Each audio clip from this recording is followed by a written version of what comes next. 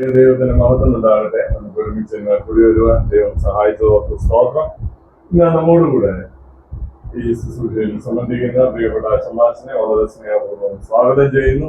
ഇന്നത്തെ വചനഘോഷണത്തിനായിട്ട് പ്രിയപ്പെട്ട ഷമാസിനെ സ്നേഹപൂർവ്വം ക്ഷണിക്കുന്നു.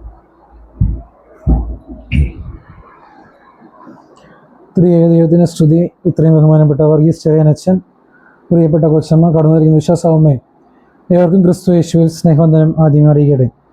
നമ്മുടെ ഒരുമിച്ചുള്ള ചിന്തയ്ക്കായി എടുത്തിരിക്കുന്ന വേദഭാഗം യെശയ്യാ പ്രവചനം 58 അധ്യായം 3 മുതൽ 6 വരെയുള്ള വാക്യങ്ങളാകുന്നു. യെശയ്യാ പ്രവചനം 58 അധ്യായം 3 മുതൽ 6 വരെയുള്ള വാക്യങ്ങൾ.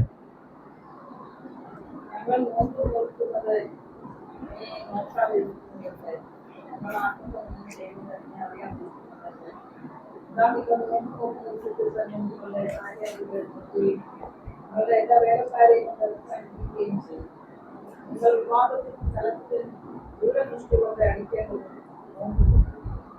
നിങ്ങളുടെ പ്രാർത്ഥനയിലും കേൾപ്പാൻ എനിക്ക് ഇഷ്ടമുള്ളതും മനുഷ്യനാത്മകം ചെയ്യുന്ന വേളത്തെ പോലെ ജീവിക്കുക, വെട്ടം വെട്ടി തിരിച്ചു കിടക്കുക, ഇതാകുന്ന വാസം നീ നോക്കുന്നു. സാധുള്ള ദിവസം പറയും അന്യായബന്ധങ്ങളെ അടിക്കുക, മുഖത്തിന്റെ അമിതകളെ അടിക്കുക, വിവിധരെ സ്വന്തമായിട്ടയക്കുക, എല്ലാ മുഖത്തെയും നടക്കുക. പ്രാർത്ഥിക്കാം. വചനമാകുന്ന ദൈവമേ, സ്വർഗീയ പരമപിതാവേ, അനുഗ്രഹീതമായി ഞങ്ങൾക്ക് നൽകിയിരിക്കുന്ന വചനത്തെ നിന്റെ സന്നിധിയിൽ ഏൽപ്പിച്ചുകൊണ്ട് പ്രാർത്ഥിക്കുന്നു. കർത്താവേ, വചനത്തിൻ്റെ മർമ്മം മനസ്സിലാക്കിക്കൊണ്ട് ജീവിതത്തിൽ പ്രാവർത്തികമാക്കുവാനും വചനത്തിൽ അടിസ്ഥാനപ്പെട്ടുകൊണ്ട് ജീവിതത്തെ മുന്നോട്ട് കൊണ്ടുപോകുവാനും പാപികളായും ബലഹീനരുമായ ഞങ്ങളെ അവിടുന്ന് സഹായിക്കണമെന്ന് ഞങ്ങൾ നിന്നോട് പ്രാർത്ഥിക്കുന്നു.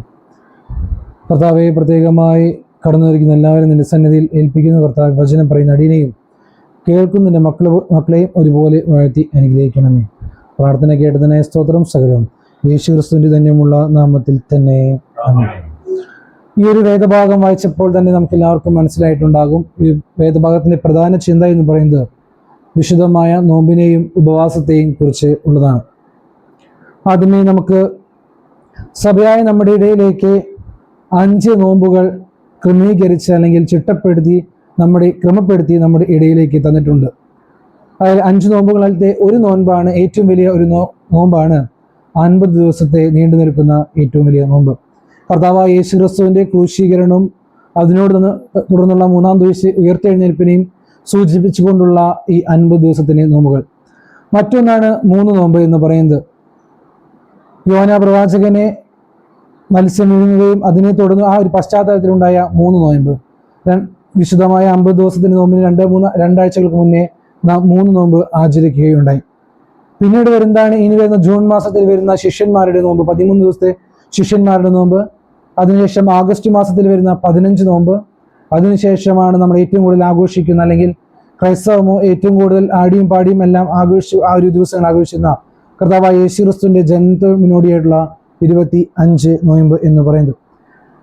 ഇങ്ങനെ കൃത്യമായി ചിട്ടപ്പെടുത്തിയ 5 നോമ്പുകൾ നമ്മുടെ ഇടയിലേക്ക് പൗരസ്ത്യ സഭകൾ അല്ലെങ്കിൽ സഭകൾ വെച്ച് തരുമ്പോൾ ഈ 5 നോമ്പുകളും നമ്മൾ അനുഷ്ഠിക്കുന്നുണ്ടോ എന്ന് നാം ഒന്ന് ചിന്തിക്കണം. അല്ലെങ്കിൽ ഇപ്പോൾ നമ്മൾ ആയിരിക്കുന്ന ഈ 50 ദിവസത്തെ നോമ്പ് എന്തിനാണ് നമ്മൾ നോക്കുന്നത് എന്നും അല്ലെങ്കിൽ എന്താണ് ഈ 50 ദിവസത്തിന്റെ നോമ്പ് നമ്മുടെ ജീവിതത്തിൽ അർത്ഥമാക്കുന്നതെന്നും എങ്ങനെയാണ് ഒരു നോമ്പിനെ ആചരിക്കേണ്ടതെന്നും ഈ ഒരു വേദഭാഗം അല്ലെങ്കിൽ യെശയ്യാ പ്രവചനം 58 അധ്യായത്തിലെ ഈ ചില വാക്യങ്ങളിലൂടെ നമുക്ക് മനസ്സിലാക്കി തരികയാണ്. ആദ്യത്തെ കുറച്ച് വാക്യങ്ങൾ വായിച്ചതിനു ശേഷം പിന്നെ വായിക്കുമ്പോൾ കുറച്ച് ചോദ്യങ്ങളായി ചോദിക്കുന്നുണ്ട്. ഇങ്ങനെയാണോ നിങ്ങളുടെ ഉപവാസം? അല്ലെങ്കിൽ അങ്ങനെ വിവിധ രീതിയിലുള്ള ചോദ്യങ്ങൾ ഈ ഒരു പ്രവചനത്തിലൂടെ നമ്മൾ അടുക്കിലേക്ക് വരികയാണ്. പ്രധാനമായും എന്താണ് ഈ നോമ്പ് കൊണ്ട് ഉദ്ദേശിക്കുന്നത് നാം മനസ്സിലാക്കണം. കൂടുതലായി നോമ്പിന്റെ കാലഘട്ടത്തിൽ മാത്രമല്ല പ്രാർത്ഥിക്കാനും അനുദപിക്കുവാനും ആത്മശുദ്ധീകരണം നടത്തുവാനുള്ള ദിവസം. എന്നാൽ മറ്റുള്ള ദിവസങ്ങളിൽ നിന്ന് നാം സ്വയം ശൂന്യവൽക്കരിച്ചുകൊണ്ട് അല്ലെങ്കിൽ സ്വയം പലതിനെയും ത്യജിച്ചുകൊണ്ട് പ്രാർത്ഥനയിലും ഉപവാസത്തിലും അനുതാപത്തിലും ആത്മശുദ്ധീകരണത്തിലും കൂടുതലായി സമയം കണ്ടെത്തുന്ന ഒരു ദിവസങ്ങളാണ് നോമ്പ് കാലഘട്ടം എന്ന് പറയുന്നത്. നമ്മൾ ഏകദേശം ഒരു ഉദാഹരണം എടുത്ത് നോക്കുമ്പോൾ, നമ്മൾ ഇപ്പോൾ എല്ലാ ദിവസങ്ങളിലും വൈകിട്ട് സന്ധ്യയ്ക്ക് ദേവാലയത്തിൽ നോമ്പിന്റെ നമസ്കാരം നമ്മൾ ചൊല്ലുന്നു. ഇതുവരെ ഇല്ലാത്ത നോമ്പ് കാലഘട്ടത്തിൽ മാത്രമായി നമസ്കാരങ്ങൾ ചൊല്ലുവാൻ വേണ്ടി വിവിധ രീതിയിൽ ആരാധനക്രമങ്ങൾ രൂപപ്പെടുത്തിയിരിക്കുന്നു. അതെല്ലാം തന്നെ കൂടുതലായി നോമ്പിന്റെ ദിവസം എന്ന് പറയുന്നത് കൂടുതലായ സമയവും പ്രാർത്ഥനയ്ക്ക് ചെലവഴിക്കുവാനും അല്ലെങ്കിൽ അനുദപിക്കുവാനും ആത്മശുദ്ധീകരണവും നടത്തുവാനുള്ള ഒരു ദിവസങ്ങളാണെന്ന് നാം മനസ്സിലാക്കേണ്ടതായിട്ടുണ്ട്. എന്താണ് നോമ്പിലൂടെ നമ്മൾ ഉദ്ദേശിക്കുന്നത്? സ്വയം ത്യജിച്ചുകൊണ്ടെന്ന് പറയുമ്പോൾ ചിലർ വിചാരിക്കും മത്സ്യമാംസാദികളെ മാത്രം വെടിഞ്ഞുകൊണ്ടുള്ളതാണ് വിശുദ്ധമായ നോമ്പ് എന്ന് പറയുന്നത്. എന്നാൽ അങ്ങനെയല്ല. ശരിയാണ്, മത്സ്യമാംസാദികളെ വെടിയുന്നതിലൂടെ കഴിഞ്ഞ ഒരു വർഷം ഇത്രയും ദിവസക്കാലം ഇറച്ചിയും അല്ലെങ്കിൽ മാംസങ്ങളെല്ലാം കഴിച്ചുകൊണ്ട് പല രീതിയിലുള്ള ശാരീരികമായ അസ്വസ്ഥതകൾ നമ്മൾ അനുഭവിക്കുമ്പോൾ അതിൽ നിന്നൊരു വ്യത്യസ്തമായ രീതിയിൽ വെജിറ്റേറിയൻ കഴിച്ചുകൊണ്ട് ആരോഗ്യത്തെ ബുദ്ധിമുട്ടിക്കാത്ത രീതിയിൽ ഒരു പിടിച്ചു നിർത്തുവാനുള്ള രീതിയിൽ നോമ്പിനെ അനുഷ്ഠിക്കുന്ന പല വ്യക്തികളും അല്ലെങ്കിൽ അങ്ങനത്തെ ഒരു ചിന്താഗതിയിലൂടെ കടന്നു വരുന്ന ഒരു സമൂഹവും നമ്മുടെ ഇടയിലുണ്ടെന്ന് മനസ്സിലാക്കണം. എന്നാൽ നോമ്പ് എന്ന് പറയുന്നത് ചില കാര്യങ്ങളെ മാത്രം വെടിഞ്ഞുകൊണ്ട് അനുഷ്ഠിക്കുന്ന ഒന്നല്ല, മറിച്ച് എങ്ങനെ മറ്റുള്ളവനെ സഹായിക്കാം, അല്ലെങ്കിൽ പ്രധാനമായും ഉദ്ദേശിക്കുന്നത് നമ്മുടെ കഴിഞ്ഞ ഇത്രയും ദിവസങ്ങൾ നമ്മൾ ചെയ്ത ജീവിതത്തിൽ നിന്നും എന്താണ് വ്യത്യസ്തമായി നമ്മുടെ ജീവിതത്തിലേക്ക് കൊണ്ടുവരാൻ സാധിക്കുന്നത്, അല്ലെങ്കിൽ എങ്ങനെയാണ് നമ്മുടെ ജീവിതത്തെ ഒരു പുതുക്കത്തിലേക്ക് കൊണ്ടുവരാൻ സാധിക്കുന്നത്, അല്ലെങ്കിൽ എങ്ങനെയാണ് ഒരു പുതുതായ ഒരു രൂപാന്തരം നമ്മുടെ ജീവിതത്തിൽ ഉൾക്കൊള്ളുവാൻ അല്ലെങ്കിൽ കൊണ്ടുവരുവാൻ നമുക്ക് സാധിക്കുന്നുണ്ടോ എന്നെല്ലാം തന്നെ ഒരു നോമ്പ് കാലഘട്ടത്തിൽ നാം സ്വയം ചിന്തിക്കേണ്ട ഒരു കാര്യമാണ്. ഇനി ഒരു 3 ദിവസം കൂടി കഴിഞ്ഞാൽ 50 ദിവസത്തിന്റെ നോമ്പിന്റെ പകുതി ദിവസത്തിലേക്ക് നമ്മൾ കടക്കുകയാണ്. 25 ദിവസം പിന്നിടുവാൻ പോവുകയാണ്. 25 ദിവസം കഴിയുമ്പോൾ ഞങ്ങളുടെ പള്ളികളെല്ലാം നടുഭാഗത്തായി ഗാഗുൽത്തായെ പ്രതിനിധീകരിച്ചുകൊണ്ട് അല്ലെങ്കിൽ കർത്താവായ യേശുക്രിസ്തു ക്രൂശിക്കപ്പെട്ട സ്ഥലത്തെയും ആ കുരിശിനെയും അല്ലെങ്കിൽ സൂചിപ്പിച്ചുകൊണ്ട് ദേവാലയത്തിന്റെ പള്ളിയുടെ അകത്ത് നടുഭാഗത്തായിട്ട് ഒരു ഗാഗുൽത്തായ് എന്ന് പറയുന്ന രീതിയിൽ വിശുദ്ധമായ ഒരു കുരിശ് നാട്ടുന്ന ഒരു ചടങ്ങുണ്ട്. അതെല്ലാം തന്നെ നാട്ടുന്നത് പ്രത്യേകമായി ഇനിയുള്ള ദിവസങ്ങൾ എണ്ണുവാനുള്ള അത്രയും ദിവസങ്ങൾ മാത്രമേ നമ്മുടെ മുൻപിലുള്ളൂ. കാരണം എന്തിനു വേണ്ടിയിട്ടുള്ളതാണ്? കർത്താവായ യേശുക്രിസ്തുവിന്റെ ക്രൂശിലേക്കുള്ള ദിവസങ്ങൾ ആണ്. ഏറ്റവും അല്ലെങ്കിൽ നമ്മളെ സംബന്ധിച്ചിടത്തോളം നമ്മളെല്ലാവരും പ്രാർത്ഥിക്കുന്ന വ്യക്തികളാണ്, അല്ലെങ്കിൽ നമ്മൾ നോമ്പ് നോൽക്കുന്നവരാണ്, ഉപവാസം എടുക്കുന്നവരാണ് എന്നൊക്കെ പറയുമ്പോഴും കൃത്യമായ രീതിയിൽ അല്ലെങ്കിൽ ചിട്ടയായ രീതിയിൽ അല്ലെങ്കിൽ ശരിയായ രീതിയിലാണോ നോമ്പ് എടുക്കുന്നത് എന്ന് നാം ചിന്തിക്കണം. ഒരു വ്യക്തിയെ കൊണ്ടുപോലും അല്ലെങ്കിൽ ഒരു വ്യക്തിയെ കൊണ്ടും ഒരിക്കലെങ്കിലും നിർബന്ധിച്ചുകൊണ്ട് എടുപ്പിക്കുന്ന ഒരു വസ്തുതയല്ല നോമ്പ് എന്ന്, മറിച്ച് അവനവന്റെ മനസ്സിൽ തോന്നണം എന്തിനാണ് മറ്റുള്ളവർ നോമ്പെടുക്കുന്നത്, അങ്ങനെ ഞാൻ എൻ്റെ ഈ നോമ്പുകാലം അനുഷ്ഠിച്ചാൽ എന്താണ് എൻ്റെ ജീവിതത്തിൽ വരുവാൻ പോകുന്ന ഒരു മാറ്റം, അല്ലെങ്കിൽ എങ്ങനെയാണ് എൻ്റെ ഒരു ജീവിതത്തിൽ പുതുക്കം പ്രാപിക്കുവാൻ എന്നെ കൊണ്ട് സാധിക്കുക എന്ന് ആലോചിച്ചുകൊണ്ട് സ്വയം ശോധന ചെയ്തിട്ട് വേണം ഒരു വ്യക്തി നോമ്പ് എടുക്കുവാനായിട്ട് വേണ്ടത്. ഒരു രീതിയിൽ പറഞ്ഞാൽ ഒരു വ്യക്തിത്വ അല്ലെങ്കിൽ ശിക്ഷണമാണ് നോമ്പിലെന്ന് പറയുന്നത്. കാരണം നമ്മൾ മനുഷ്യന്മാരാണ്, നമുക്ക് പല രീതിയിലുള്ള വികാരങ്ങൾ നമ്മുടെ ജീവിതത്തിലേക്ക് കടന്നു വരാം, അല്ലെങ്കിൽ ഒരു ഒറ്റപ്പെടലിന്റെ അവസ്ഥ, അല്ലെങ്കിൽ മറ്റ് വിവിധ രീതിയിലുള്ള വികാരങ്ങൾ മനുഷ്യനെ സംബന്ധിച്ചിടത്തോളം വിഷമം, സന്തോഷം, സങ്കടം, അല്ലെങ്കിൽ ദേഷ്യം, വിവിധ രീതിയിലുള്ള വികാരങ്ങൾ നമ്മുടെ മനസ്സിലേക്ക് വരാം. ആ അധികമായി വരുന്ന അല്ലെങ്കിൽ ആ വികാരങ്ങളെ അല്ലെങ്കിൽ ഒരു രീതിയിൽ ക്രമപ്പെടുത്തിക്കൊണ്ട് പിടിച്ചു നിർത്തിക്കൊണ്ട് നോമ്പ് കാലഘട്ടത്തിൽ എങ്ങനെ ജീവിതം മുന്നോട്ട് കൊണ്ടുപോകാമെന്ന് നമ്മളെ കൂടുതലായി പഠിപ്പിക്കുന്ന ഒരു കാര്യമാണ് ഈ ഒരു പ്രവചനത്തിലൂടെ.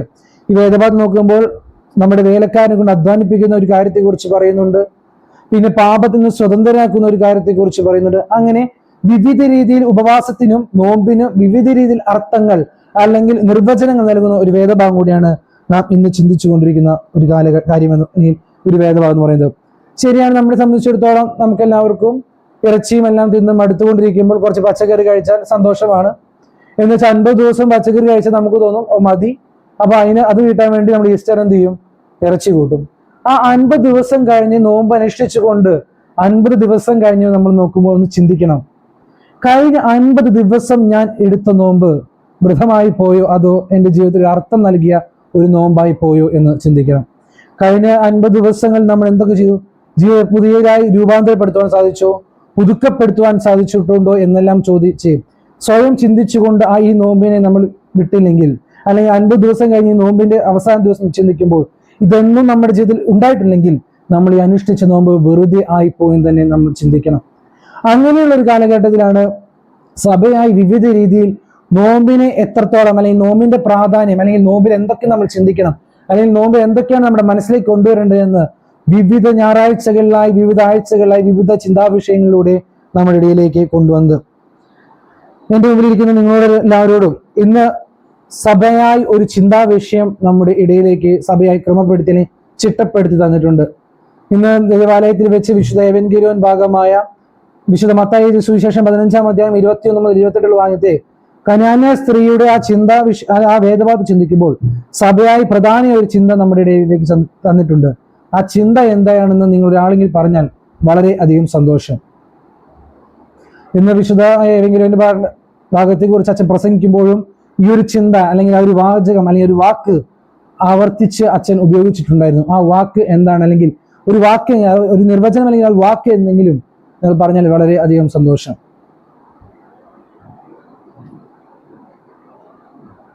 കനാന്യ സ്ത്രീയെ സംബന്ധിച്ചിടത്തോളം അല്ലെങ്കിൽ കർത്താവായ യേശു ക്രിസ്തു പറയുന്നുണ്ട്, വിശ്വാസമുണ്ടെങ്കിലും പ്രധാന ചിന്തയാണ് ഇസ്രായേൽ ഗ്രഹത്തിലെ ആടുകളുടെ കാണാതെ പോയ ആടുകളുടെ അടുക്കിലേക്കല്ലാതെ ഞാൻ എവിടേക്കും പോകില്ല. കർത്താവ് യേശു ക്രിസ്തു പറയുമ്പോൾ കനാന്യ സ്ത്രീ കടന്നു വരുമ്പോൾ ഒരു ഉൾക്കൊള്ളലിന്റെ അനുഭവമാണ്. സകലരെയും ഉൾക്കൊള്ളിക്കുവാനുള്ള ഒരു വിളിയാണ് ഇന്നത്തെ ഒരു വേദഭാഗത്തിലൂടെ കാണുന്നത്. ഈ ഒരു നിങ്ങളുടെ നിശബ്ദതയെ കണ്ടപ്പോൾ എനിക്ക് തോന്നിയത്, ഞായറാഴ്ച ദിവസം അച്ഛൻ ഏതെങ്കിലും ഭാഗത്തെ കുറിച്ച് പ്രസംഗിച്ചിട്ടൊന്നും കാര്യമില്ല എന്നാണ്. കാരണം ആരും പ്രസംഗത്തിനല്ല ശ്രദ്ധ, അല്ലെങ്കിൽ ആ ഒരു വചനത്തിനല്ല ശ്രദ്ധ കേന്ദ്രീകരിക്കുന്നതെന്ന് മനസ്സിലായി. കഴിഞ്ഞ നേരത്തെ പ്രാർത്ഥന കൂട്ടായ്മയിൽ പോയപ്പോഴും എനിക്ക് ഇതേ ഒരു അനുഭവമാണ് എൻ്റെ ഈ ഇതിലൂടേക്ക് കിട്ടിയത്. അതുകൊണ്ട് തന്നെ നമ്മൾ വെറുതെ അല്ല ഒരു ദേവാലയത്തിൽ വന്നിരിക്കുന്നത്, അല്ലെങ്കിൽ ആ ഒരു 20 മിനിറ്റ്, ഒരു അരമണിക്കൂർ എന്ന് പറയുന്ന വചനത്തിന് വേണ്ടി മാറ്റിവെക്കുമ്പോൾ അത് നമ്മുടെ മറ്റുള്ള സംസാരത്തിന് വേണ്ടിയില്ല, മറിച്ച് എന്താണോ ആ വൈദികൻ നമ്മളിലേക്ക് പകർന്നു തരുന്നത്. ഒരു വചനത്തെ സംബന്ധിച്ചിടത്തോളം വിവിധ രീതിയിൽ ഒരു വചനത്തെ നമുക്ക് വ്യാഖ്യാനിക്കാൻ സാധിക്കും. അതുകൊണ്ട് തന്നെ ഈ ഒരാഴ്ച ചിന്തയായിരിക്കും അടുത്ത നോമ്പിന്റെ കനാന്യ സ്ത്രീയുടെ ചിന്ത ചിന്തിക്കുമ്പോൾ ഉണ്ടാകുന്ന ഒരു ചിന്ത എന്ന് പറയുന്നത്. അതുകൊണ്ട് വിവിധ രീതിയിലുള്ള ചിന്താ വിഷയങ്ങൾ ചിന്തിക്കുമ്പോൾ ഈ നോമ്പിന്റെ കാലഘട്ടത്തിൽ എന്തിനാണ് ഇത്രത്തോളം ഉൾക്കൊള്ളലിന്റെ ഒരു അനുഭവം കൊണ്ടുവരുന്നത്? കഴിഞ്ഞ ചിന്തിച്ചപ്പോൾ നമ്മൾ ചിന്തിച്ചത് അന്യോന്യം ഭാരങ്ങൾ ചുമക്കുവാനുള്ള വിളിയാണ്. അടുത്ത ആഴ്ച കൂനിയായ സ്ത്രീയുടെ ചിന്ത ചിന്തിക്കുമ്പോൾ സകലത്തെയും വിടുവിക്കുവാനുള്ള അല്ലെങ്കിൽ വിടുതലിന്റെ അനുഭവത്തിലേക്ക് കൊണ്ടുവരുന്ന ഒരു വിളിയാണ്. അതുകൊണ്ട് തന്നെ ഇങ്ങനെ വിവിധ രീതിയിലുള്ള ചിന്താ വിഷയങ്ങൾ സഭയായി നമ്മുടെ മുൻപിലേക്ക് വെക്കുന്നത്, ഇതെല്ലാം ഈ ചിന്തകളിൽ വരുന്ന ഓരോ വാക്കുകൾ, അല്ലെങ്കിൽ ഭാരം ചുമക്കുക, അല്ലെങ്കിൽ സകലരെയും വിമോചിപ്പിക്കുക, അല്ലെങ്കിൽ വിടുവിക്കുക, അല്ലെങ്കിൽ സകലരെയും ഉൾക്കൊള്ളിക്കുക എന്നെല്ലാം പറയുന്ന ഈ വാക്കുകൾ ഈ ഒരു നോമ്പിന്റെ കാലഘട്ടത്തിൽ നാം അല്ലെങ്കിൽ നമ്മൾ അനുഷ്ഠിക്കേണ്ടതായിട്ടുള്ള ഒരു കാര്യമാണ്. നമ്മുടെ ജീവിതത്തെ ഒരു പുതിയ രൂപാന്തരത്തിലേക്ക് കൊണ്ടുവരുവാൻ ഈ നോമ്പിന്റെ നാളുകളിലൂടെ നമുക്ക് സാധിക്കണം.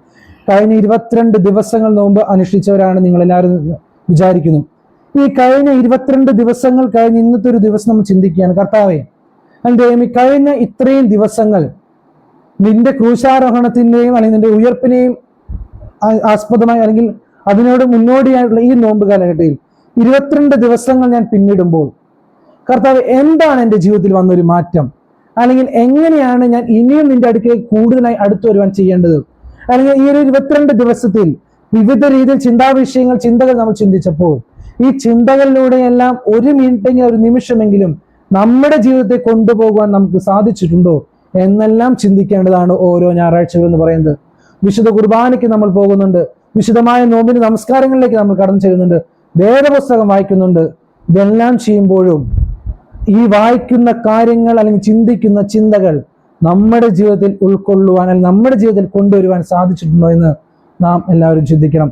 കനാന്യ സ്ത്രീയെ സംബന്ധിച്ചിടത്തോളം അവിടെ അച്ഛൻ പറഞ്ഞതുപോലെ ഒരു വംശീയ ആക്ഷേപമാണ് കർത്താവായ യേശു ക്രിസ്തുവോട് നടത്തിയത്. എങ്കിലും അവളുടെ വിശ്വാസം എല്ലാ വചനത്തെയും നമ്മൾ എടുക്കുമ്പോൾ വിശ്വാസമില്ലാതെ ഒരു വചനവും നമ്മുടെ ജീവിതത്തിൽ പ്രാവർത്തികമാവുകയില്ല. വിശ്വാസമുണ്ടെങ്കിലും അത്രയും ഒരു വംശീയ ആക്ഷേപം കർത്താവായ യേശു ക്രിസ്തു നേരിട്ടിട്ടും അവളുടെ വിശ്വാസത്തിൽ അടിയുറച്ചുകൊണ്ട് വന്നപ്പോൾ കർത്താവായ യേശു ക്രിസ്തു അവിടെ ചെയ്തത് അവളെ മാറ്റി നിർത്തുകയല്ല, അല്ലെങ്കിൽ അരികവൽക്കരിക്കപ്പെടുകയല്ല ചെയ്തു, മറിച്ച് കനാന്യ സ്ത്രീയെയും അവരുടെ കൂട്ടത്തിലേക്ക് ഉൾക്കൊള്ളുന്ന ഒരു അനുഭവം അവിടെ സാധ്യമാക്കി തീർക്കുകയാണ്. അടുത്ത ആഴ്ച നമ്മൾ കൂനിയായ സ്ത്രീയെ ചിന്തിക്കുമ്പോൾ അവളുടെ കൂനിൽ നിന്നൊരു വിടുതൽ കർത്താവായ യേശു ക്രിസ്തു അവൾക്ക് നൽകുന്നുണ്ട്. അങ്ങനെയെങ്കിൽ നമ്മുടെ ജീവിതം കൊണ്ട് മറ്റുള്ളവരുടെ ജീവിതത്തിന് ഒരു വിടുതൽ നൽകുവാൻ നമുക്ക് സാധിച്ചിട്ടുണ്ടോ? അല്ലെങ്കിൽ മറ്റുള്ളവരുടെ ജീവിതത്തെ ഉൾക്കൊള്ളുവാൻ നമുക്ക് സാധിച്ചിട്ടുണ്ടോ? മറ്റുള്ളവന്റെ ഭാരങ്ങൾ ചുമക്കുവാൻ നമുക്ക് സാധിച്ചിട്ടുണ്ടോ എന്നെല്ലാം ഈ ഒരു വേദഭാഗം അല്ലെങ്കിൽ ഈ ഒരു നോമ്പിന്റെ കാലഘട്ടത്തിൽ നാം മനസ്സിലാക്കേണ്ട ഒരു വസ്തുതയാണ്. നോമ്പിന്റെ കാലഘട്ടം എന്ന് പറയുമ്പോൾ നമ്മൾ ചിന്തിക്കുന്നുണ്ടാകും, കുറച്ചുനാൾ മാത്രം നമ്മുടെ ആരോഗ്യത്തെ അല്ലെങ്കിൽ നിർത്തുവാൻ വേണ്ടി, ആരോഗ്യത്തെ ക്രമപ്പെടുത്തുവാൻ വേണ്ടി നിൽക്കുന്നതാ. എന്നാൽ അങ്ങനെയല്ല.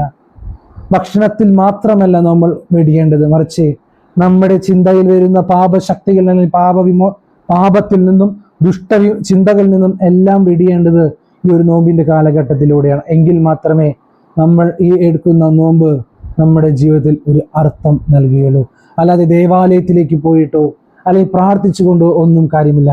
നമ്മുടെ സകല പ്രാർത്ഥനകളും മുട്ടിപ്പായി പ്രാർത്ഥിക്കുമ്പോൾ, അല്ലെങ്കിൽ എത്രത്തോളം നമ്മുടെ പ്രാർത്ഥനകൾ ശക്തിപ്പെടുത്തിക്കൊണ്ട് പ്രാർത്ഥിക്കുമ്പോൾ ദൈവം കേൾക്കുന്നുണ്ടോ എന്ന് നമുക്ക് സ്വയം ചിന്തിക്കേണ്ട ദിവസങ്ങളാണ് ഈ നോമ്പിന്റെ ദിവസങ്ങൾ. അങ്ങനെ കേൾക്കുന്നില്ല എന്ന് നമുക്ക് തോന്നുകയാണെങ്കിൽ പ്രാർത്ഥനയെ ശക്തിപ്പെടുത്തിക്കൊണ്ട് കൂടുതലായി പ്രാർത്ഥിപ്പാൻ നമുക്ക് സാധിക്കണം. ഇതിന് ഈ നോമ്പിന്റെ നാളുകൾ നമുക്ക് മുഖാന്തരമാണ്. ഇത്രയും നാൾ ജീവിച്ച ഒരു ദിവസങ്ങളല്ല ഇന്ന് ഈ ദിവസം.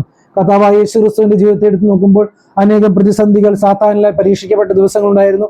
അത് കർത്താവായ യേശു ക്രിസ്തുവിന്റെ പരിശുശ്രൂഷയുടെ കാലം, അതിനിടയിൽ വിവിധ ശബത്ത് നാളിൽ പക്ഷവാത രോഗിയെ സൗഖ്യപ്പെടുത്തിയപ്പോൾ പരീക്ഷന്മാരുണ്ടായിരുന്ന പ്രതിസന്ധികൾ, ഇപ്പൊ കന്യാന സ്ത്രീയെ സംബന്ധിച്ചിടത്തോളം ഇനി മറ്റു വിവിധ രീതിയിൽ വരുമ്പോൾ കർത്താവായ യേശു ക്രിസ്തു തന്നെ സ്വയം പറയുകയാണ്, എന്റെ ക്രൂശിനുള്ള ദിവസങ്ങൾ അടുത്തു വരികയാണ്. ആ ദിവസവും നമ്മുടെ ക്രൂശാരോഹണത്തിന്റെ ദിവസമാണെന്ന് നമ്മൾ മനസ്സിലാക്കണം. കർത്താവായ യേശു ക്രിസ്തു മാത്രമല്ല ക്രൂശിക്കപ്പെട്ടത്, ദുഃഖ വെള്ളിയാഴ്ച ദിവസം നമ്മളും ക്രൂശിക്കപ്പെടുവാൻ പോവുകയാണെന്ന് മനസ്സിലാക്കിക്കൊണ്ട് ജീവിപ്പാൻ നമുക്ക് ഓരോരുത്തർക്കും സാധിക്കണം. അതിനാണ് നമ്മൾ സ്വയം വെടിയേണ്ടത്. ഭക്ഷണത്തിൽ മാത്രമല്ല, നമ്മുടെ ആത്മാവിനെയും അല്ലെങ്കിൽ നമ്മുടെ ആത്മീയമായി ശുദ്ധീകരിച്ചുകൊണ്ട്, സ്വയം ശോധന ചെയ്തുകൊണ്ട്, ശൂന്യവൽക്കരിച്ചുകൊണ്ട് ഈ നോമ്പിനെ അനുഷ്ഠിച്ചാൽ മാത്രമേ നമ്മൾ എടുക്കുന്ന നോമ്പ് നമ്മുടെ ജീവിതത്തിൽ ഒരു അർത്ഥം നൽകുകയുള്ളൂ. അല്ലെങ്കിൽ നമ്മൾ പ്രാർത്ഥിക്കുന്ന പ്രാർത്ഥനകൾക്ക് ഒരു മറുപടി ദൈവം നൽകുകയുള്ളൂ. അല്ലെങ്കിൽ പ്രാർത്ഥിക്കുന്ന ആവശ്യങ്ങൾ ഒരു അനുഗ്രഹത്തിലൂടെ അല്ലെങ്കിൽ ദൈവത്തിന്റെ കൃപാമുഖാന്തരങ്ങളിലൂടെ ലഭിക്കുവാൻ സാധിക്കുകയുള്ളൂ. അതിനെല്ലാം തന്നെ ഈ ഒരു നോമ്പ് നാളുകൾ നമുക്ക് സഹായമായി തീരും. ഇനി വരുന്ന ദിവസങ്ങൾ, ഇനി വരുന്ന 25, ആർക്കും സമയം കഴിഞ്ഞിട്ടില്ല, ഇനിയുമുണ്ട് ഒരു 25 ദിവസം നമ്മുടെ മുൻപിൽ. ആ ദിവസങ്ങൾ നമ്മൾ നോമ്പ് അനുഷ്ഠിക്കുമ്പോൾ ചിന്തിക്കണം, കർത്താവേ, ഇന്നലെ ഞാൻ ഇങ്ങനെ ഒരു കാര്യം ചെയ്തു, അത് എന്നെ കൊണ്ട് ചെയ്യിക്കാതിരിക്കാൻ നീ അവിടെ സഹായിക്കണമേ. കർത്താവെ, എങ്ങനെയാണ് ഞാൻ എൻ്റെ ജീവിതം രൂപാന്തരപ്പെടുത്തേണ്ടത്? നീ അനേകം പ്രതിസന്ധികൾ എനിക്ക് വേണ്ടി സഹിച്ചു. പാപികളായ ഞങ്ങൾക്ക് വേണ്ടി നിന്റെ ജീവൻ ത്യജിച്ചുകൊണ്ട് നീ ക്രൂശിക്കപ്പെട്ടു. കർത്താവെ, അതിൽ ഒരു അംശമെങ്കിലും നിന്റെ ജീവിത ശൈലി ഞങ്ങളുടെ ജീവിതത്തിൽ കൊണ്ടുവരുവാൻ സാധിക്കണമേ, അല്ലെങ്കിൽ കൊണ്ടുവരുവാൻ നീ അവിടെ സഹായിക്കണമേ എന്ന് പ്രാർത്ഥിച്ചുകൊണ്ട് മുട്ടിന്മേൽ നിന്നുകൊണ്ട് പ്രാർത്ഥിച്ചാൽ വിളി കേൾക്കുന്ന ഒരുവനാണ് സ്വർഗത്തിലുള്ള ദൈവമെന്ന് മനസ്സിലാക്കിക്കൊണ്ട് ഈ നോമ്പിന്റെ നാളുകൾ ഭക്ഷണത്തിൽ നിന്ന് മാത്രമല്ല, അല്ലെങ്കിൽ പല വികാരങ്ങളിൽ നിന്ന് മാത്രമല്ല, സ്വയം ആത്മാവിനെ ശൂന്യവൽക്കരിച്ചുകൊണ്ട്, സ്വയം ശോധന ചെയ്തുകൊണ്ട് ഈ നോമ്പിന്റെ ദിവസങ്ങൾ ഒരു അനുഗ്രഹത്തിലേക്കുള്ള മുഖാന്തരമായി തീരുവാൻ സർവശക്തനായ ദൈവം നിങ്ങളെല്ലാവരെയും വാഴ്ത്തി അനുഗ്രഹിക്കുമാറാകട്ടെ. ആമേൻ. എല്ലാ കാര്യങ്ങളോടും വിശ്വസിക്കാം. ഈ ഭാഗത്തോട് ഇതിൽ പാർക്കുന്ന മക്കളോടും നമുക്കുടെ ദൈവജനത്തോടെ ദൈവം അനുഗ്രഹിക്കുക, ആസ്വദിക്കുകയും ചെയ്യുമാറാകട്ടെ.